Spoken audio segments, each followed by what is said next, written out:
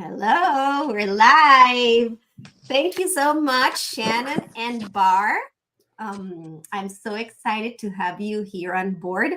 I've been following you for years, and I'm super passionate about education. And I can tell from what you do that you are passionate for what you do. It is my honor to actually have you collaborate with me for these cause because um, using our time for free to share with the world about good practices is what it takes for education to start to change little by little. So I'm going to go ahead and introduce you both.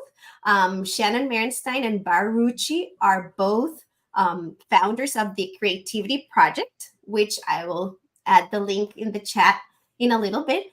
And this is an amazing project that promotes art and creativity overall because it's more than art what you do. You do 21st century skills all over, and that's what we will be talking about today. Shannon, you live in Pittsburgh, right? Mhm. And Bar of Connecticut, right? I live in Connecticut, yes. We're in the middle Connecticut. of a nor'easter right now. Connecticut. So a lot of rain and wind outside right now. So thank you so much for joining me. I would love to know before we start, I want to know why. Why did you start the Creativity Project? I was reading a little bit about it yesterday on the website. How did you two cross paths? Because I know that Shannon, you also work for the Eric Carle Museum in collaboration. And I actually have to tell you that I found you initially. This is how I found you because my daughter Elena, she's passionate about art, and I bought your books. And that's how I found you. And then I saw you at, I believe, Fairy Dust Teaching Summit. And I'm like, wait a minute, this is the same people that I've been following along. And then I started seeing you all over. And I'm like, this is no coincidence. So that's how I found you. I bought your books and I fell in love with what you did. And that's my story with you. I would love to hear the why behind the Creativity Project. Sure. I'll kick us off, and then Bar, you can add anything I miss. But Bar and I have been working together for a long time. Bar is the founder also of Art Bar blog, and as I was working in my studio here in Pittsburgh with children, Bar invited me to share some of the ideas that I've tried out and collected along the way on her blog. And then in 2020, just as COVID was hitting, Bar and I were at the beginning of a kind of conversation about what a deeper collaboration could look like. And so we started the Creativity Project just in the first weeks of the pandemic to help families who were all of a sudden stuck at home with their children find moments of creativity and connection through process, art, and play.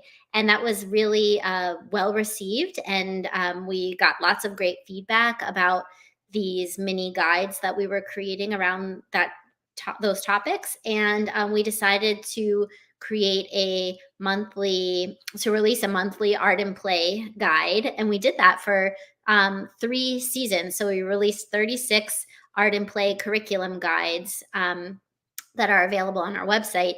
And now we have really transitioned and kind of evolved the Creativity Project to support educators in their classrooms who are trying to prioritize creativity and play. And we are doing that by helping them become confident using open-ended materials and offering them in a way that really promotes agency and a sense of belonging in the classroom.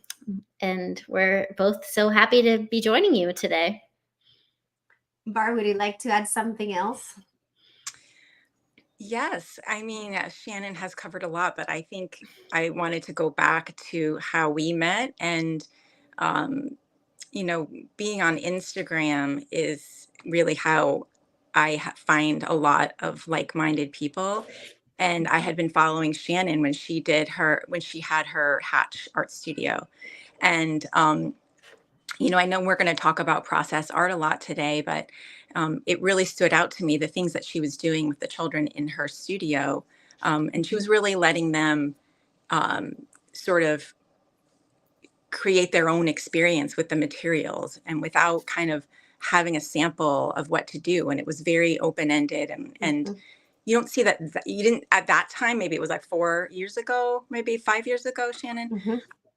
There wasn't as much as there is now about process art. But I reached out to her and, I said, would you want to write on my blog? And yes, Mhm. so we kind of struck up a friendship. And then we both were writing these books with Quarry, and they're kind of sister books. Mine's art workshop for Mhm. children. So it's kind of like a beginner doing process art, or a little bit open ended. And then hers is collage workshop with children. And so we just have been sort of on the same page and growing at the same time. And I, what I love about what we're doing is that, we are also learning as we go, and we are Mhm. also growing as we go. And our first 3 seasons, we kind of started with parents at home, like Shannon said, and we have kind of come full circle to what we wanted to do originally, which was really try to get more creativity, Mhm. open-ended art and play into the classroom.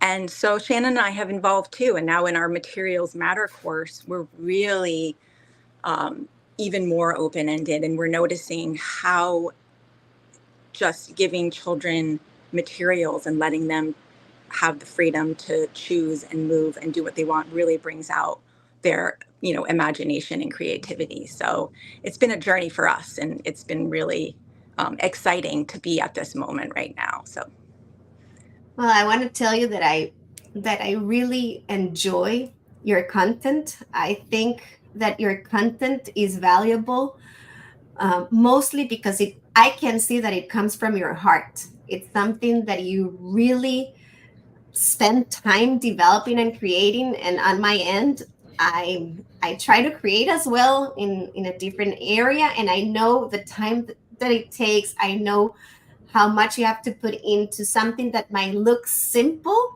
but actually simplicity is the hardest part. To make it simple, to make it easy to follow, to make it as simple that anyone could use your content. I was hesitant about getting the membership, which I'll talk at the end about the membership. I was hesitant about getting it, and I could not stop myself. It was so inviting. All the posts, everything. It's like eating candy. Like I need these. I need these in my hands. I had that feeling of I need to play with this, and you inspire me. Mostly I got your membership to find different ways, because I find that Instagram itself is a great place for inspiration and to build upon your ideas, and to think, like sometimes you come up with ideas and I'm like, how come they thought about that? I saw like the comb on that post that you did like a couple of days ago, and I'm like, how on earth, I never thought about that. And it's something so simple that could expand into so much more. um, in the Learning Garage, I teach children ages 4 through 10. So it's a play-based learning environment, multi-age group. I was telling Shannon that this space mainly it has children all ages, but it started because I started homeschooling my daughter because I could not send her off to the public school system. I wanted to protect her childhood. Wanted her to develop all this creativity, and I wanted to protect play overall. And that's how I went into this journey, and I started navigating it, and I actually rediscovered my passion for teaching. And I found out along my journey that I disliked teaching back in the day, because I only was a classroom teacher for 2 years. And then I moved into content development, and I did my major in giftedness at Columbia University. And I started doing something completely different because of the system. And now that I am teaching through play, and I am developing creativity myself and imagination and all these 21st century skills, I fell in love with what I actually do. So I am constantly reaching out to professionals that inspire me and that walk along my line of thinking, because that's very important. I think that we speak the same language, even though we concentrate in different areas. And when I see your work, all I can think of, and that's the main topic of conversation today, is about how, because these plate talks are about how can we rethink education. And when I started rethinking education was when I became a mom, because it was my time to send my daughter to school, and I didn't like what was out there, and I started rethinking my own practices. And when I opened the garage, I was like, you know what? I'm gonna choose all the things that I love, and that's what I'm gonna do. And I used to write curriculum, so I did my own curriculum, I built my own things, and that's how it all started. But when it comes to art, and especially in young children, you tend to see a lot of art projects in the classroom. We're moving more into process art. But when we see older children, it goes away and it's one more subject. And you're lucky if you have an amazing teacher that promotes art in the art class, or even in high school and middle school, if it's an elective that you get to choose. And science proves that children need all these subjects that were meant to be as extras, like music, art, movement, for an optimal brain development, and that children benefit from having art and creativity overall every day in the same setting, not as a side class to take. I believe that art is a process that you live. In my learning space, all the art activities are not required. Only children that are attracted to them come to those activities, and they always do, because, of course, they want to touch, they want to feel, they want to use their senses. And I've also discovered that even my older kids who are 10 love to do things that people might think this is just meant to be for 4-year-olds. So can you explain with your words, how do you see process art, as I call it, art in the 21st century? How should we be learning art? How should art look like in the classroom to actually develop all these skills that people, not only children, need today to thrive? Collaboration, innovation, problem solving, decision making, all these skills happen when you play, and when you play art. Yeah. And Bar and I have come to the realization that process art really is play.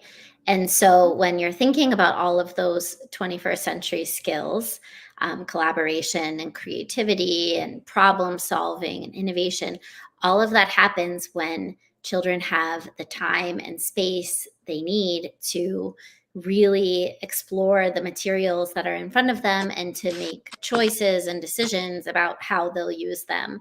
And we are advocates for a similar kind of invitation to art making, where children decide whether they're interested or not in the materials. And you're right, in the experiences that Bar and I facilitate in our own areas and spaces, see that too, where children are really eager to approach the materials, and they can tell right away when they're in an environment that is respectful of their ideas and their ways of being with those materials.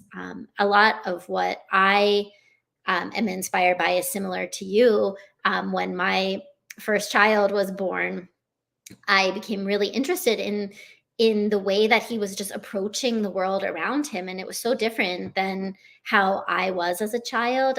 He is, has lots of energy and excitement and enthusiasm for life, and I wanted to create experiences too that really honored that. And I think becoming a parent, you then see everybody else's child through that lens too, that this is somebody's precious love of their life and deserving of these kinds of experiences that really meet them where they are. And so when we have a playful mindset about what materials can do and what they can become, and we kind of set things up and step back, that allows children to naturally develop that skill set and even a mindset around approaching other experiences with the same confidence and the same sort of curiosity about them. And I think that the more opportunities that children have to simply just access the materials as they wish and make new innovative combinations of those materials, really they become innovators. And that is how creativity is really not developed but sustained. I think that all young children come to these experiences with creativity, and it's really our job to help preserve that, and to continue to boost their confidence around what they are capable of.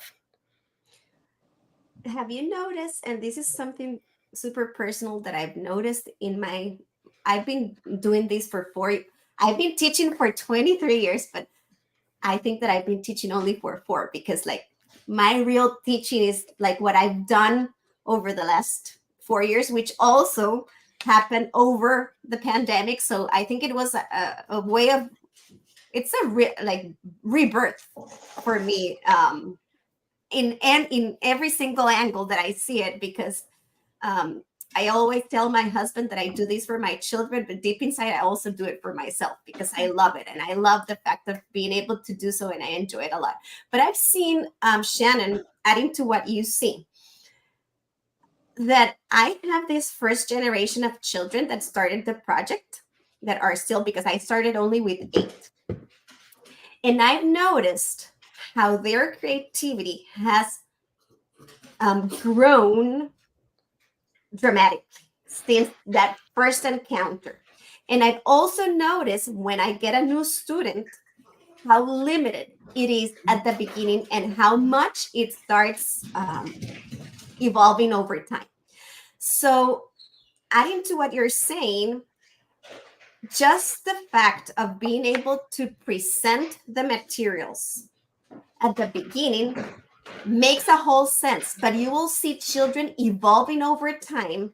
And now I sometimes present materials, but now I see this generation of children creating their own ideas because they already know how to use their resources, which is where we want them to go, because it's about creativity overall. It's not always providing children, it's opening children's eyes to know that everything makes sense, that everything around them can be something, and that can be created into an amazing idea, because that's what really matters. And I also want people to think that art is math, because art is writing, because all the skills that we develop through art are needed to write and are needed to do math or science or social studies, because these are foundational skills that will make every person thrive in life. Can you tell me a little bit about, because I want to also encourage parents. I know that a lot of what I do, because I do a lot of presentations and invitations to learn and to play. I do playful learning. I do open-ended, because play, I always say that play evolves with age. And when children are younger, they're hooked into play a lot faster, and curiosity is different. And keeping that curiosity and wonder in older kids, it's harder, because you have to think more and become even more creative to kind of grab their attention. And when we start with young children, we always think that we have to be providing activities and that we have to have all these materials. And I always like to tell parents and educators that they need to think simple, because they see amazing content from people like us, which is great ideas, and they can by all means just replicate what we're sharing, because that's the reason why we're sharing it. It could be inspiration, But how can you start simple? How can you start simple with an art space in the classroom or at home? Because I don't want to limit this to only classrooms, because I think that art should be present in every single home. So, what would be your recommendation to start a space that promotes this creativity, this wonder? How could you begin to create this learning space? Well, I wanted to go back quickly Yes, to go ahead. when you were talking about the older children and how much two things, they also love the open-ended Mhm. opportunities to use materials in their own way without being told what to do, but also they can come into your space not knowing what to do, Mhm. because they have been told what to do um, Correct. for so long, right? So we actually just wrote a blog post about that on our website. Like, what do I do with this? You know, Mhm. they'll come in and say, what do I do with this? Mhm. Um, and so that's why it's so important to start young with these open-ended experiences, and Shannon and I call them experiences all the time, because there is no end result or product, and it's Mhm. really about the child's choice and how they want to use the materials. When they want to leave, they can abandon something, maybe they just are watching. Mhm. But I think that, and then to answer your question, how do you begin, I would say it depends on your space and the space that you have. And so if you're talking about being at home or in the classroom, or if you're an art teacher, but let's just say you have a small space, I think what we write about a lot is having sort of like some shelves or an art cart, um, and having some simple materials. And I'll tell you that I do these kind of open-ended classes at or events at our local library once a month, and they're 2 hours, and families can come and go as they please. And there are so many older children that now just can't wait to come, because I have an entire table of just recyclables, along with connecting materials like tape, and wire and yarn. And sometimes I glue, but you don't need the glue because you can use the other connectors and it's not messy. Glue guns are something that they love, but also, they need some practice with it, and you might not have the space for that. But just a cart with some cardboard, some recyclables, some bottle tops and corks, and you can even some tapes and wires. You would be amazed at what all age children can come up with. It really will be something that they will want to work with. I think a lot of teachers are worried that they're going to have an idea and then the children aren't going to want to do it. But this isn't really about what you want or what you're thinking about, what an end product is going to be. It's just having those materials available for children to use in their own way. So that's a really simple way to begin, is just collect what you have and offer it on some shelves or in a cart. And I I think you think could, that the sorry. cards that you post frequently are Mhm. very simple, and that's something very important. If we overdo the cards and if we add too much, it's too much. If you keep it simple and start adding as the children know how to use the materials, they will be able to use it all. But if we, it all depends also on the age and how much we expose them, or if we want to change the material. I loved like something as simple. I think you did something with paper, or it was like I replicated that idea. Something with paper. It was paper that was stacked. I'm so visual that I remember that the paper was like that, and I used that idea for the Wonder Station, which is I have a station that's called the Wonder Station, in which I have activities that just spark wonder. There's no other purpose that, and it's not only art; it's whatever sparks curiosity and wonder, and it's about just seeing the purpose of everything that we're gonna throw away. Because now I'm like, this could work, this I can save, and reusing it. Yeah. And I think when you're thinking about any of these materials, and Bar and I have in Materials Matter really broken down like what these carts and spaces could look like that present kids with an opportunity to explore one single material and the compatible materials along with it for a long period of time. I think alongside the like physical setting up the space, teachers and parents and caregivers have to really shift in their mindset. You can offer the recyclables with wire and yarn in a really open, flexible way, or you can offer them in a way that I think Bar was beginning to speak to around that feels rigid to the children and kind of closes the box on what is possible.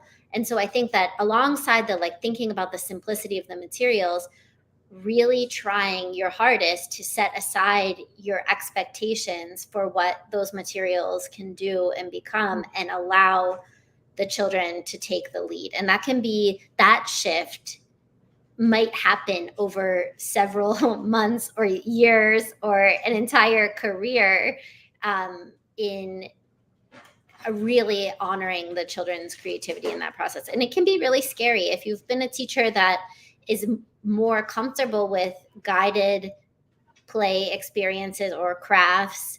It feels different because you know what the children are coming away with may not meet that vision in your mind. And but really understanding the learning that is at play and the skills and habits of mind that are being developed can help those folks feel comfortable using that time in that way with children, and also being able to advocate and describe the learning that is happening during those experiences.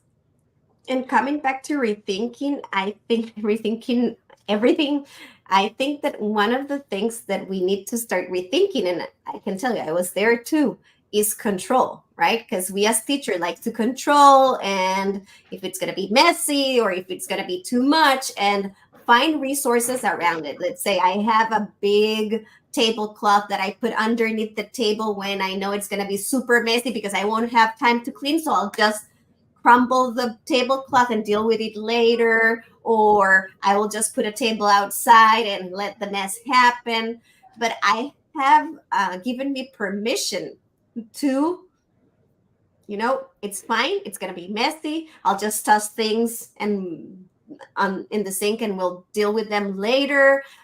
Because children, that's what children enjoy the most, having the freedom to use materials. But at the same time, because sometimes people confuse and teachers confuse that this open-endedness does not have boundaries. And there are boundaries within these creative processes because there's the space that is designated to create. There's a way in which we treat materials. We might not tell them how to use them, but we can teach them how to treat the materials, how to clean up when they're done, how to, if it's work in progress, how to put it somewhere and just clean. I always tell them, just clean up the loose parts around, either if they're building or creating, just clean up the loose parts and leave it as inviting as it was for the next person to come to find it as inviting. But there are boundaries within these creative processes because we need to. It's an environment. It's a community in the classroom and also at home that we want to respect. If you want your child to use glue at home, you might by all means designate an area where that could happen. It does not need to happen over your couch. So there needs to be like these boundaries around the spaces to make them also doable. I sometimes see like these reels and content around art cards for toddlers with the paint bottles. I'm like, if you want your child to spill the paint all over the house, by all means, add the paint. But we need to think really, what do we want and what do like Sharpie? It's a no. I know what to add into that card that will be contained in the space that I'm offering to create, and that will be appropriate for the age range. And when you feel safe and comfortable with the materials, everybody will feel more relaxed. So if you're following children around with the Sharpie or the squeezy paint, it's not going to be a very fun experience for anybody. And we really have given a lot of thought to what is very accessible. Like you were talking about paper before, we spend an entire month on just paper or just cardboard or recyclables, and that is because we know that there the majority of educators and parents can provide that for free to their children, and children can use those in abundance. They don't have to worry if they make a mistake. They can try again. It can be repurposed over and over again. So giving just some thought to that too. You don't need lots of specialty materials, and even especially for younger children who are just exploring painting, we have explored paint with just water and brushes on sidewalks. We have crushed up sidewalk chalk before and mixed that as paint. Of course, painting experiences are wonderful, but they will be still valuable if it's watercolor on a tray with a smaller piece of paper, if that's what's available, versus a big easel experience with tempera. Those are both wonderful experiences, and children can gain a lot from them, especially when they're with adults who are supporting their process. And also know when you can do it, because like a day, let's say yesterday, I had this beautiful activity. I think it's yours, where you just put together glue and lots of cardboard recyclables. And when I saw it, I'm like, I planned for it yesterday. It's too much for me today. I don't want to deal with it. I'm not doing it because I'm not going to enjoy it. So I am not going to set it up. Maybe tomorrow I'll be more rested and I will be able to embrace this mess and I'll be fine with it. Let's say slime at home, it's a no and forever no. I cannot deal with slime. Maybe others can, but you need to know exactly, as a teacher, as a mom, if you're up for that messy day, if you're not, and keep the spaces that have complete access safe for you to just rest and enjoy the show, because children will be using those materials freely, and that's what they can do. And I have a 2.5-year-old, I have a almost 4-year-old, and an 8-year-old, and they have different materials each. Some of them are the same, but I do have to provide different materials based on their interests or based on what they can do. And I have a lot of them that are hidden that I take out whenever I feel like I'm ready to embrace that. So it's okay to feel that and to have those days in which you know you cannot do it. It's too much. You don't have to feel the pressure. You just need to try to let it happen at some point.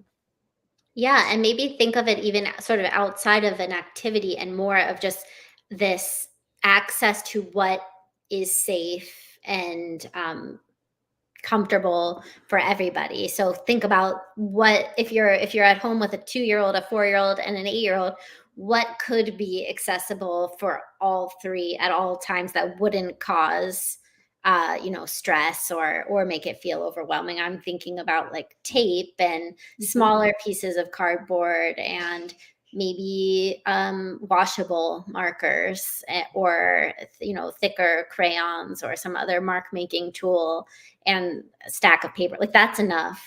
And that could be available at all times, and it doesn't have to feel like this thing. You'll have to refresh it, but it doesn't have to feel like this big thing to prep and set up every time. Correct. I mean, my older children, my age ranges and my children are all 3 years apart. So when, my oldest daughter was 10, my son was 4. And so, but they often, when I had like this little art area, my daughters especially, but even my son, when I put out materials for them to use, they would often use them to make props for their play. So they're not necessarily making art, but they are they're creating in a playful way and using the materials for play. And so that's really like how I started seeing this process art as play, what we talk about a lot, Shannon and I. But I wanted to also say that for these art carts, one way to think about stocking the or putting the materials in the cart, one way to think about it is and Shannon and I have talked about this a lot with our latest playbook about wire, but thinking about action words, what children can do with those materials. So with the wire, they or tape or yarn or the recyclables or collaging. So you can have some think about the materials in that way. How are the children going to use them? Not what they're going to make. How are they going to use this? They're going to wrap. They're going to twist. They're going to glue. They're going to cut.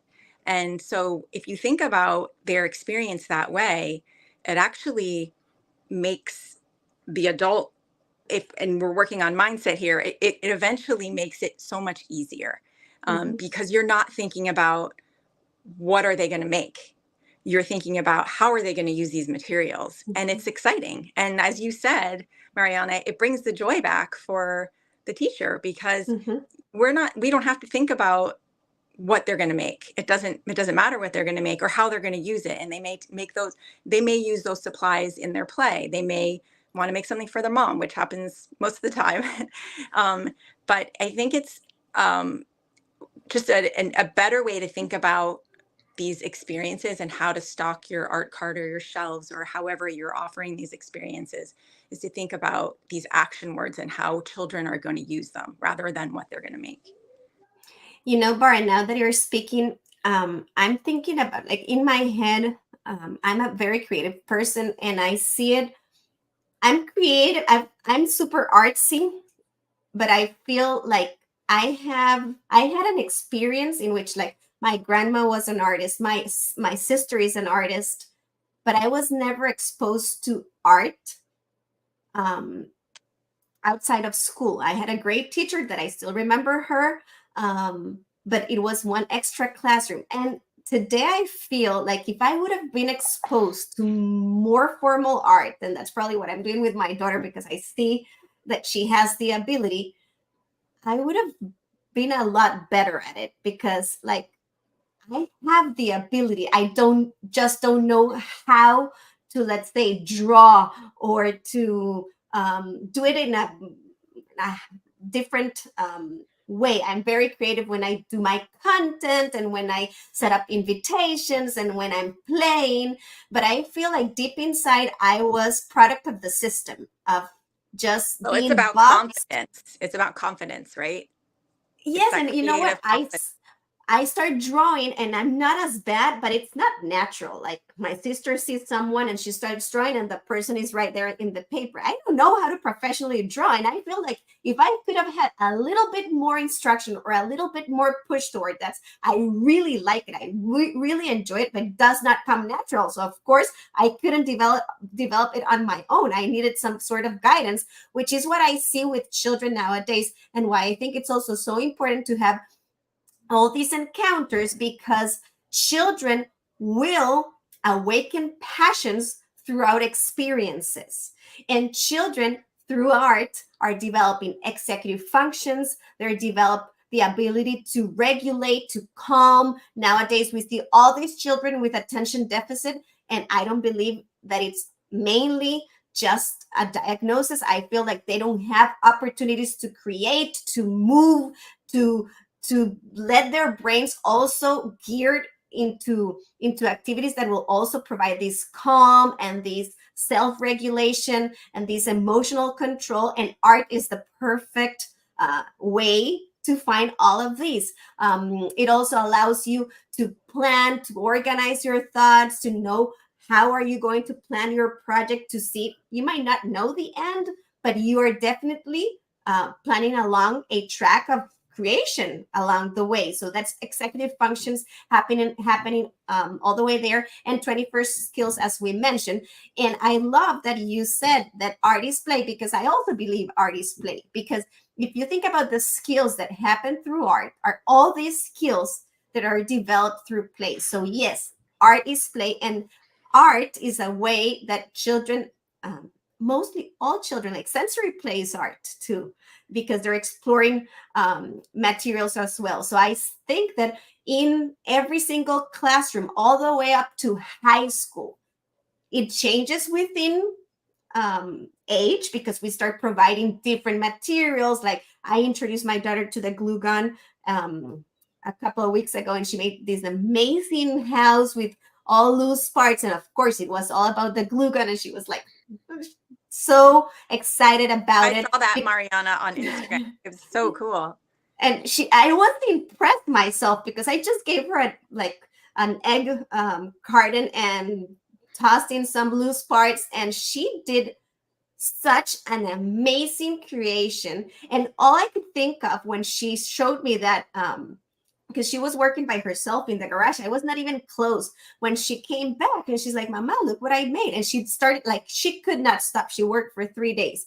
And all I could think of is, this is happening because this girl has been exposed to creativity, to open-ended play, to divergent thinking, to problem solving since she started school. So this is like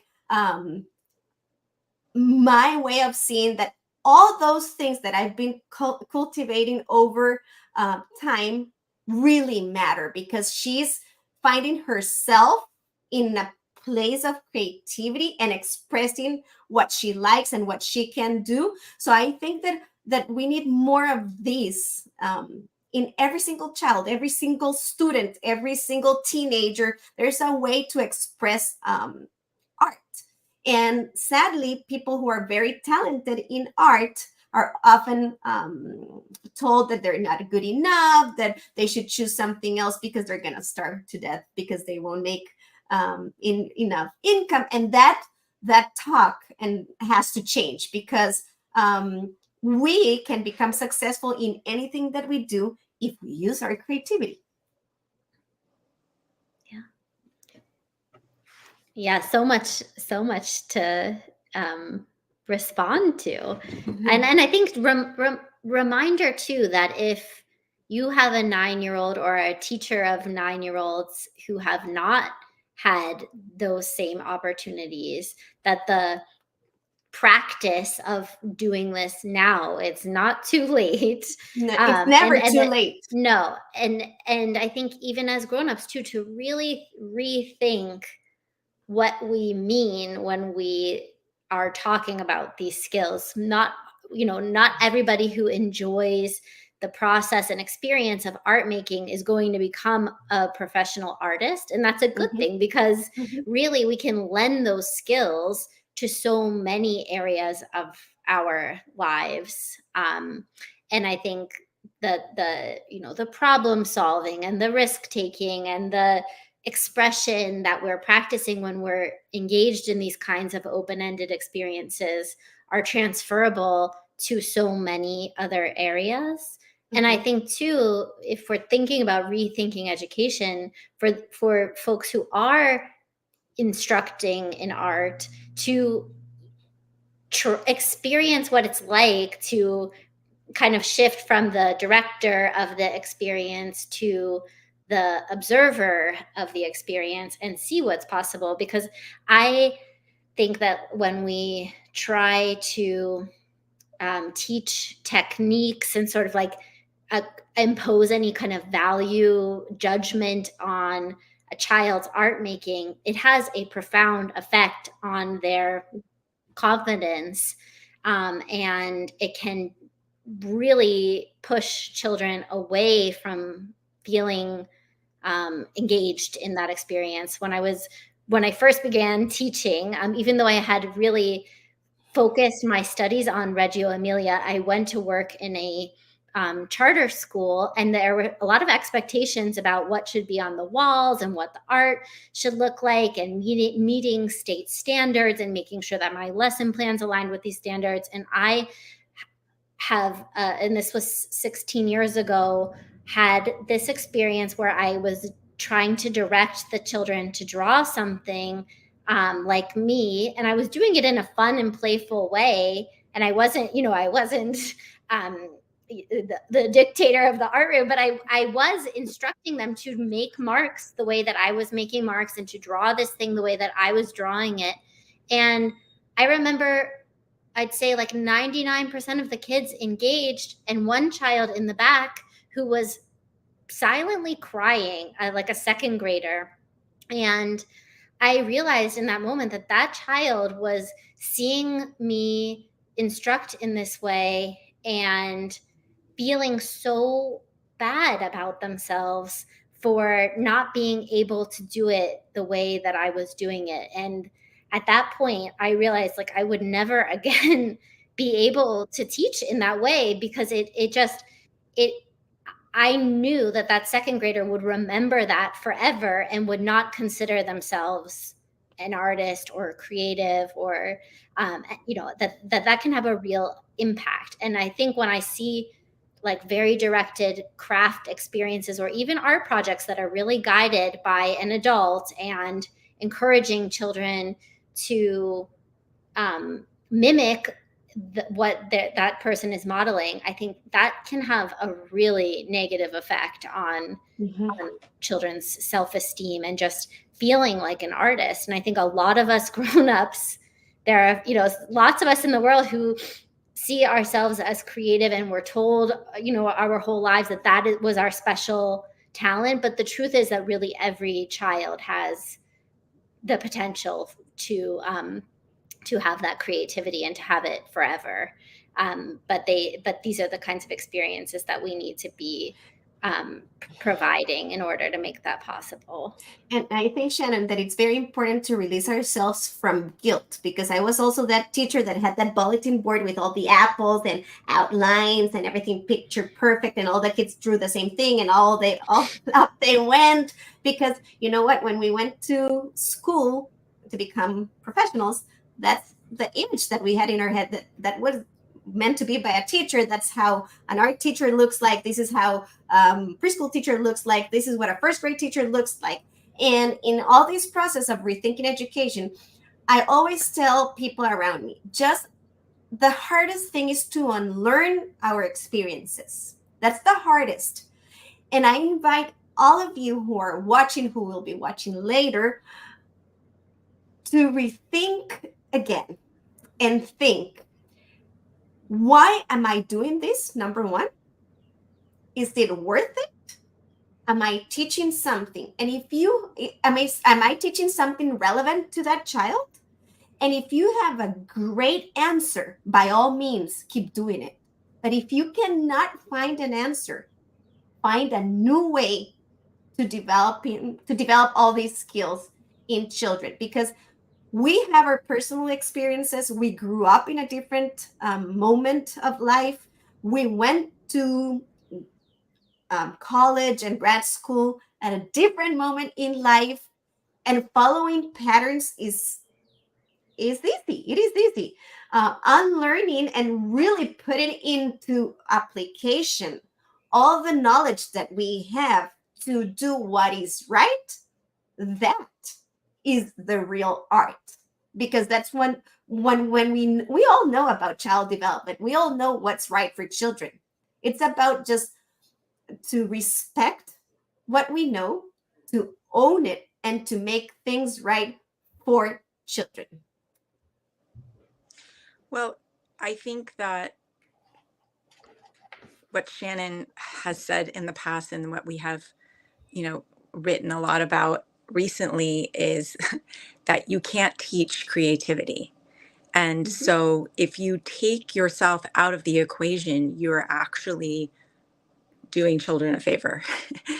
Just this is not about you. This is about the children's experience with the materials and their and how they can tap into their imagination and building that creative confidence. And what I'll say to you, Marianne, is I'm sorry that you feel like you can't draw, but drawing isn't everything. And who's to say what is good and bad about art? There's my favorite drawings are from 4-year-olds. And so, if you drew like a 4-year-old, it would be beautiful to me. So it doesn't really matter about how well you can draw. You have obviously taken a passion of yours and used that creativity for good and in your life. And so, you know, offering children materials and giving them the time and the space to tap into that imagination and innovate and iterate and problem solve. uh, as Shannon said, this isn't about them becoming artists Mm-hmm. necessarily. Maybe a small amount of them will, Mm-hmm. but it's about taking that with you in every job that you're going to do. And also just it gives you confidence in that you can do anything. You can any problem. A lot of art is problem solving, so you know, you just have that confidence. And that's why it's so important to um, you know, that mindset piece is so important. And I wish that every school would, you know, a higher education school would teach that to the incoming teachers, that, you know, to not cut out the apples and and trace and prep these Mm-hmm. pieces that children will put together, because that's not, I mean, maybe they're learning how to do a step by step, but they're learning that all day long anyway. Yeah, so you can't teach creativity. I think that's a really important thing, No, to a important mindset. but you can promote creativity. Right. That's our job as parents, as educators, as art teachers, as adults. We promote creativity in every single thing that you do. Like when I'm creating, let's say, my reels, I really love creating my reels because for me that's creativity. How am I going to show this idea? How am I going to do it? Like I found like passion about doing my reels, something that I was not even thinking that would happen in my life, because it's a way of expression and of showcasing things that are passionate for me. So I think that we all have creativity in different angles, but I definitely think that creativity should be promoted to a really high extent, not only through art, but through play, through open ended play, through writing, through math, in every single thing that we do in the learning process. Creativity is embedded, and we need creativity to thrive in life overall, and to be successful in anything that we do. I would love to end by talking a little bit about the creativity project. I know that I talked about it at the beginning, but let me see if I can. I am going to see if I can, let me see, share my screen, because I would love people to see your website. And this, by all means, this is, I always say, I will always share and scream out loud the good things. And what you do is outstanding. The membership, because you don't only have the membership, you also have the guides, and I'm going to show them in a little bit, but the membership is so simple. So they choose a topic per month, and you subscribe to their membership, and every month you get an email that I await for every single month with gold. They have materials suggested under the topic. I have not seen this month's PDF, but I know it's wire, and they've done loose parts, and they've done cardboard and collage, and they share not only invitations to explore these materials, but links to amazing materials that I've like discovered myself, stories around the material itself. So I really appreciate the content that I am getting, and I think it's worth every cent that I am paying, because it's good teaching. This is 21st century education right there, that it's not necessarily only for art teachers. I know that you have a huge community of art teachers, but I think that every single teacher, elementary, preschool, kindergarten, should be using your content to provide and to promote art within the classroom. It's super simple and super easy to follow. So let me see if I can share my screen here. And while you're doing that, Mariana, I'll just say that in each of the playbooks that you're talking about, the stories and the images are all coming from really diverse settings. They're coming from preschool spaces. They're coming from public elementary classrooms. They're coming from large group events that Bar is hosting at the library. And so really the membership, this course, Materials Matter, is for all sorts of educators and caregivers who work with children and want to become more confident in using and offering those open-ended materials that you were talking about as a way to promote creativity and agency, and a sense of belonging in the classroom or in any learning setting. So we try to provide as many stories and examples as we can from really different settings so that all educators and families can really see themselves in these experiences. And if you go here, so this is Materials Matter, which is the membership. So you get a PDF that I just like. It's fascinating what you've added to your PDF. So this is how much it costs per.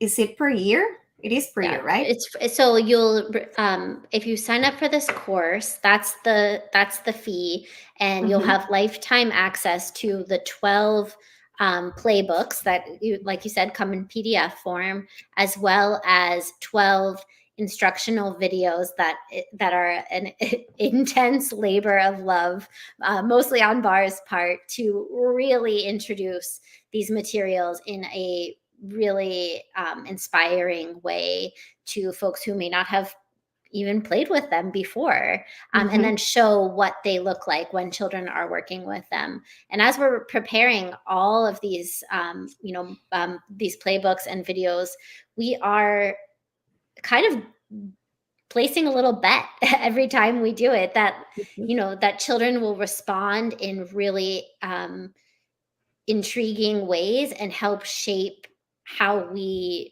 teach adults about using those materials. So we're learning so much as we're creating this too, and we're really responding to the interests and ideas of the children that we are working with and that our partner educators are working with every day to show what is possible in all of these spaces.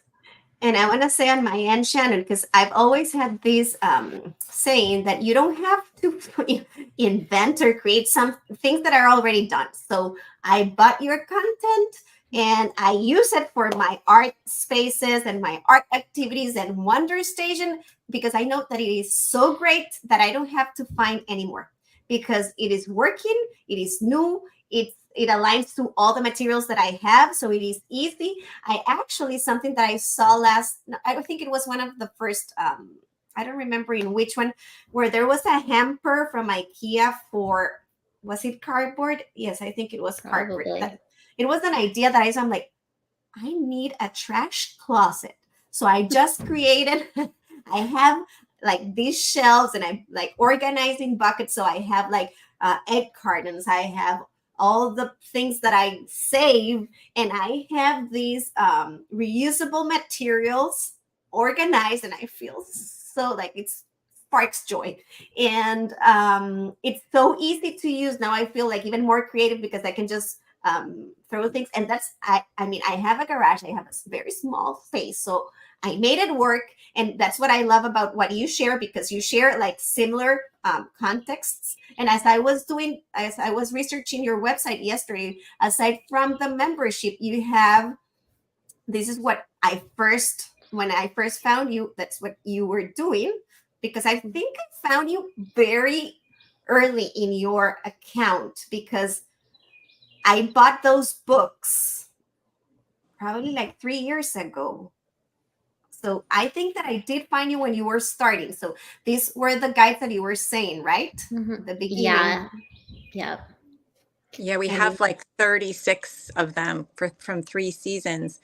But I also wanted to say that with our Materials Matter course, Shannon and I talk about the materials that we're going to work on for the next month. And then um, often we just present these materials to the children to see what they are going to do with it. And we take those photos and use them in our guide. So they're really, really authentic. They're not, Mhm. they're often, they have much better ideas than we do. So it's really inspiring, these guides. And also the videos have a lot of video from classrooms and children working with the materials. So it's just, it lets you see the possibilities with these often very simple materials that you might even just have already. I can tell you from the design to the editing, I know it takes a lot of your time and it's worth sharing.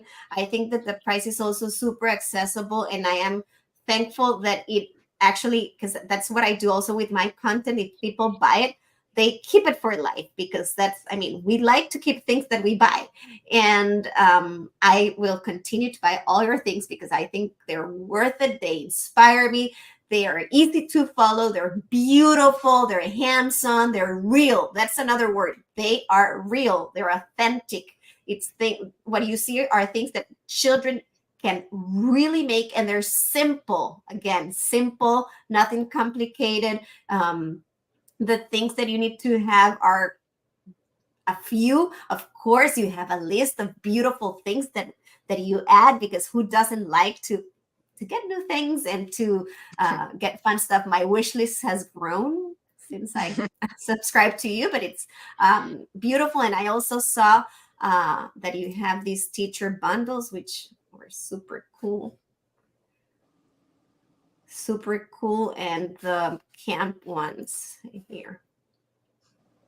Yeah, the camp ones would be great to check into now, especially for folks who are starting to plan for summer. These are centered around kind of big ideas and themes, but they still leave a lot of room for interpretation and for children to, really get excited about these big concepts. And I haven't looked at one of our camp guides in a while, but they do really focus on art and play and creating things that can be incorporated into the play experience. I think it's geared also much more towards like a multi-age, and there are some things for tweens. So every day it's kind of split up into 5 days and a week long camp, and you can use that, you know, you can spread that out even longer, because each day we have mindfulness and we have a book list and we have something for toddlers and we have something for, elementary school age. We have something for tweens that's a little bit more crafty. And so there's a lot of flexibility in these guys. We put a lot of thought into them, and we made them, more in the beginning when everybody was home with their kids, but we have added to them as well. And they're really, really fun, and it's very, very affordable to get, a whole Yes. curriculum for, I can't even see what it is, $20. Yes. Yeah, it's a whole curriculum. I mean, it's very, very affordable, and we also have the bundles there too. Yeah. I truly think that what you've done is amazing. You're really contributing to education overall, providing, and I think this material is not only geared towards teachers, because I think that parents also love doing and having these things at home, and it's super easy to follow. I will add your books into, I'm going to send an email out to everyone who subscribed to this event with all the links that I shared, and with your books and maybe some hidden treasures in there. But also your books, I could keep talking. I mean, I'm a huge fan. Your books are amazing. I really love that my daughter Elena has been using them and following them since I bought them in 2020 because she was 5, and she would grab the book and follow along and create what she saw in the book, which is great, because that's exactly why I got them. It's not only geared towards adults, children who enjoy doing art at home. That's a great way of promoting it. We've done all the activities in each book. So I really thank you. Thank you so much for your time, for what you do. I believe that people like you are brave enough to speak up for good practices, and that's what we need for education to change. Everything that you do is outstanding, and I will continue to cheer for you. I really admire you, and I always like telling people these things because I think that's also we need to do what we preach for. And this is what I teach. I teach abundance, I teach collaboration, I teach admiration, and I admire you both. You are my inspiration. Thank you so much. Thank you Thank so you much. so much. This has been That's, such a pleasure. yeah, it really has. Thank you. It's been so nice to talk to you, Mariana. And we feel the same way about you. Thank you. Thank you. And well, we'll keep in touch. And thank you, everyone who was here and who will happen to see this later on. Bye. Bye. Thank you. Bye.